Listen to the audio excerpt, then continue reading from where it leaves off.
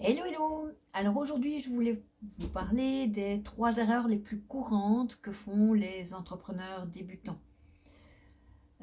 Alors, qui suis-je? Je suis Pascal Bertrand, j'accompagne des entrepreneurs depuis maintenant plus de à peu près 20 ans. Je forme également des jeunes à la gestion d'entreprise et voilà.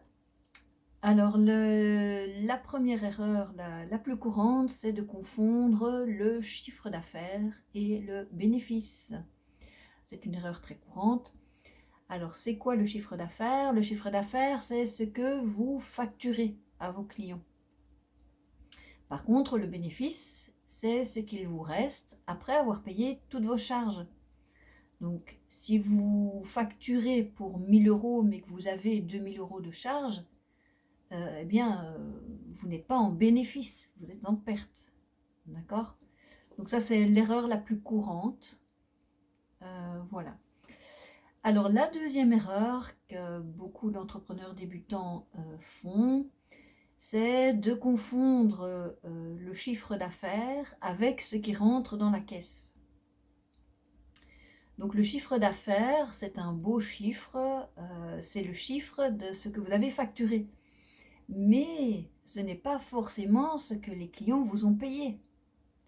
D'accord? Donc vous pouvez avoir un très beau chiffre d'affaires, donc vous pouvez avoir facturé énormément de choses, mais tant que les clients ne vous ont pas payé, cet argent ne vous appartient pas. Et donc ne comptez pas sur votre chiffre d'affaires pour engager des dépenses. Ne comptez pas sur votre chiffre d'affaires pour envisager d'acheter un véhicule un peu plus important ou quelque chose comme ça.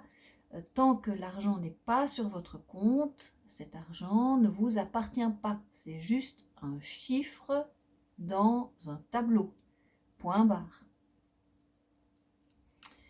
Alors, la troisième erreur dont je voulais vous parler, c'est de confondre le fait que le bénéfice est ce qui vous reste dans la caisse pour vous payer. Alors, à nouveau, ce n'est pas vrai, d'accord? Le bénéfice, c'est le résultat sur papier de ce qu'il vous reste, d'accord? Ça ne correspond pas, ou pas toujours, parfois oui, mais souvent non, à ce que vous avez sur votre compte en banque, d'accord? Donc, si dans vos chiffres, vous constatez un bénéfice de 22 000 euros, donc c'est un beau bénéfice, vous vous dites chouette, j'ai gagné 22 000 euros, faites attention. Alors dans ces 22 000 euros, vous avez peut-être 2 clients qui ne vous ont jamais payé. 2 clients à 1000 euros, eh bien ça fait 2 000 euros en moins déjà, d'accord? Ensuite, le bénéfice se calcule aussi en fonction de, comment dire, de vos investissements. D'accord? Donc vous avez des investissements. Quand vous achetez une voiture, prenons l'exemple d'une voiture neuve à 15 000 euros, d'accord? Cette voiture neuve à 15 000 euros, votre comptable ou vous-même, vous allez l'amortir, c'est-à-dire vous allez compter une utilisation annuelle étalée sur 5 ans. Donc vous allez en fait déduire de votre charge sur cette année que 3 000 euros, puisque 15 000 divisé par 5, pardon, ça vous fait 3 000 euros. Donc au final, en termes de, si votre bénéfice sur papier est de 22 000 euros, en termes de trésorerie, donc ce que vous avez vraiment sur votre compte, des 22 000 euros, vous devez enlever les 2 000 euros de vos 2 clients qui n'ont pas encore payé, et vous devez enlever les 12 000 euros de la voiture, d'accord? Parce que vous avez payé votre voiture, vous l'avez payé, vous avez sorti les 15 000 euros de votre compte. Mais comptablement, il n'y a que 3 000 euros qui ont été déduits.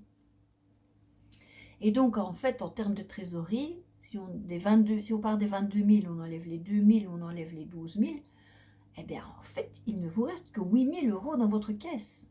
D'accord? Et donc, à 8 000 €, c'est autre chose que 22 000 €. Et là, il va falloir se serrer la ceinture. D'accord? Donc, voilà, ce sont les erreurs les plus courantes que je rencontre chez les entrepreneurs débutants. Et ne vous faites surtout pas aveugler par les chiffres. Les chiffres, ce sont des chiffres dans des cases. On leur fait dire ce que l'on veut. Ok, donc la seule réalité, c'est ce que vous avez sur votre compte en banque. Et ça, voilà, il faut pouvoir jongler avec. Ok, voilà, c'est ce que je voulais, c'est ce dont je voulais vous parler aujourd'hui. Merci beaucoup.